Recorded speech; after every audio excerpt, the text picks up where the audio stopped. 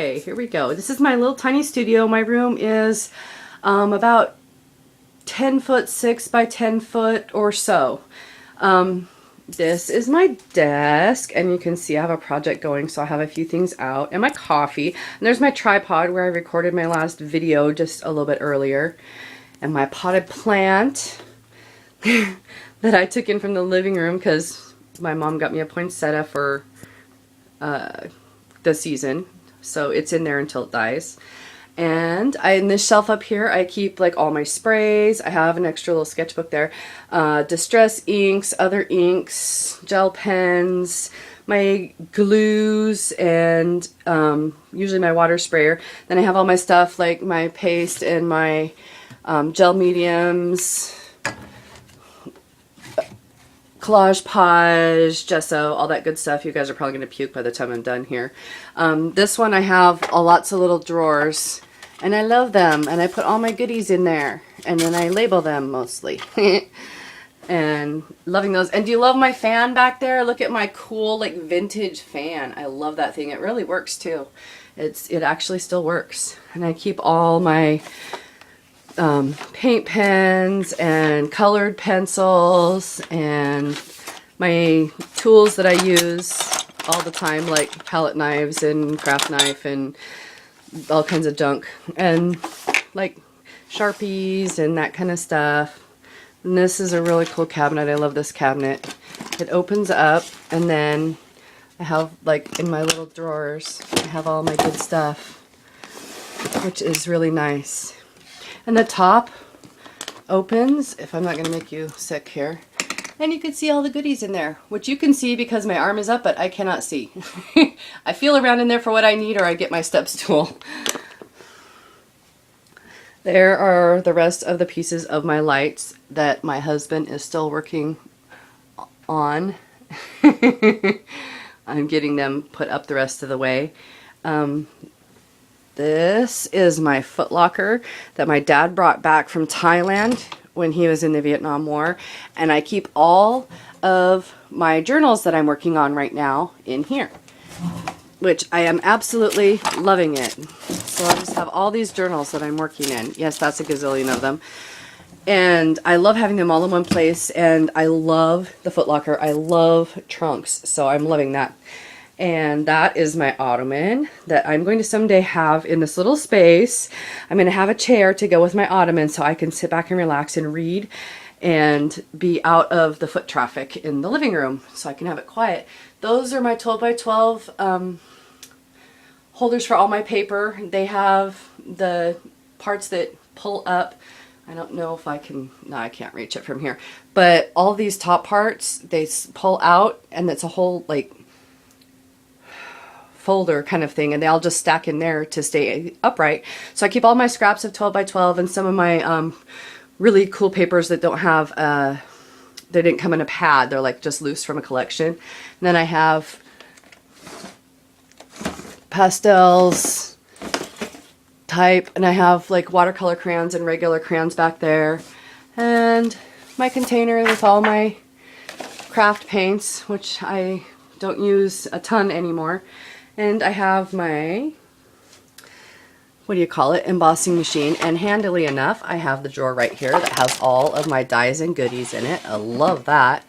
And then all my paper packs are in those drawers, all my 12 by 12 paper packs.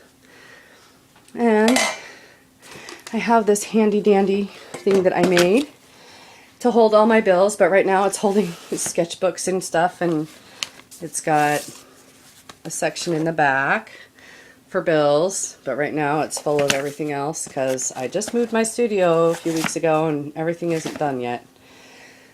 Then I have the white plastic drawers over there. Oh my gosh, this is going to be really shaky.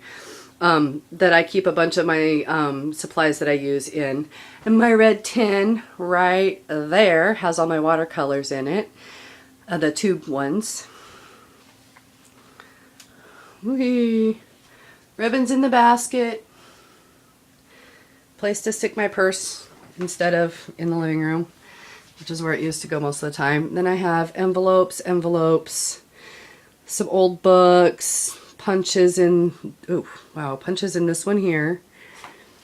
And then that whole set of drawers has things like trims and embellishment, you know, like, not embellishments, yep, that went right out the door. It has some containers and some other things that I don't use as frequently. These two drawers I don't use as frequently, and so I don't mind them being facing this way as much. I still liked it better when they faced me, but for now, this room is not very big. So let's go around this way, trying not to make you throw up. All of these drawers are the tools I use consistently every single day. So I have those kind of tools, sprayers, all that kind of stuff. All my stamp pads, which is completely full, so I can't buy any more stamp pads. All my office kind of stuff. Decorative scissors and different kinds of hand punches and some other punches that didn't fit in my punch drawer. More punches, my hole punch, my circle cutter, which I think I put on my product review video. I like this one better than the EK Success one that once I tried my sister's again, I was like, oh, maybe not so much. So I love the Martha Stewart one. I recommend it.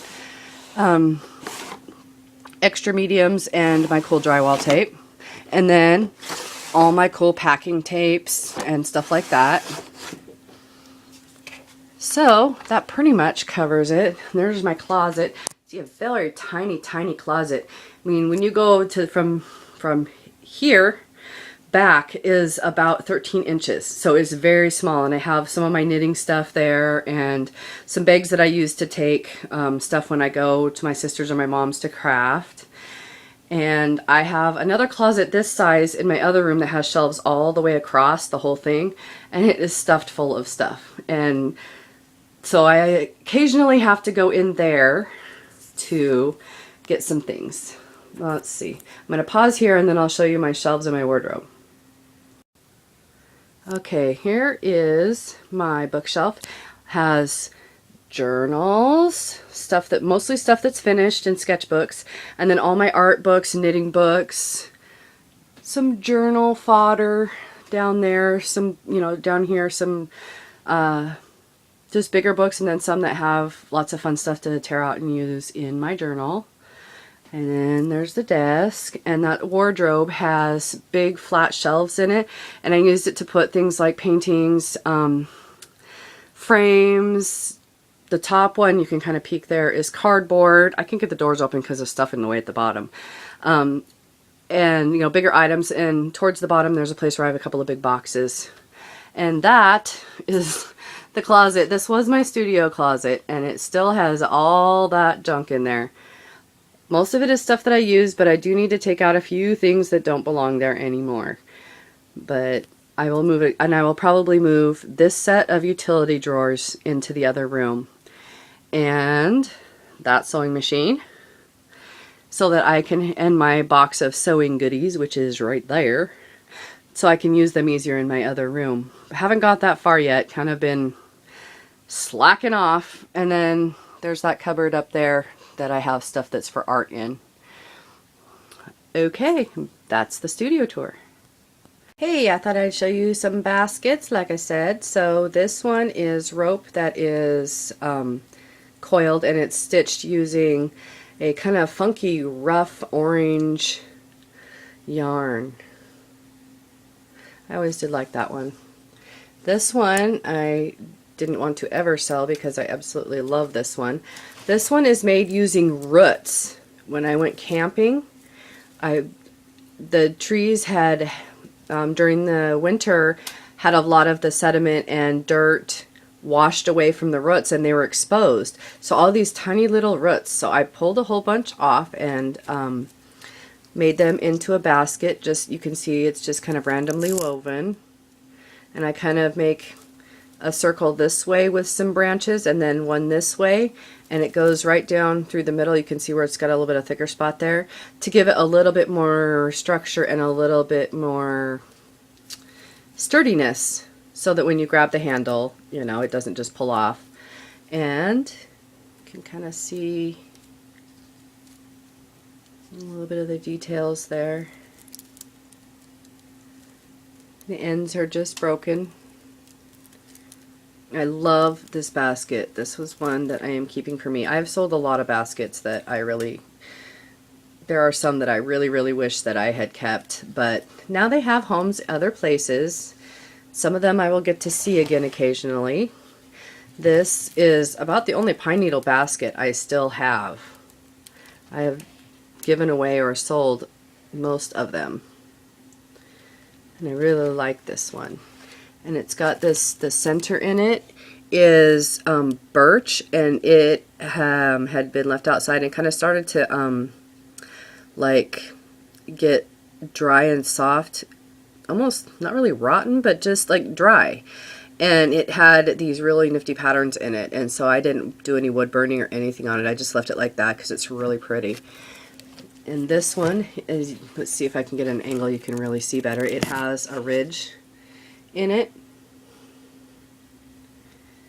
and on the other side of the ridge are some pretty hangy jewels.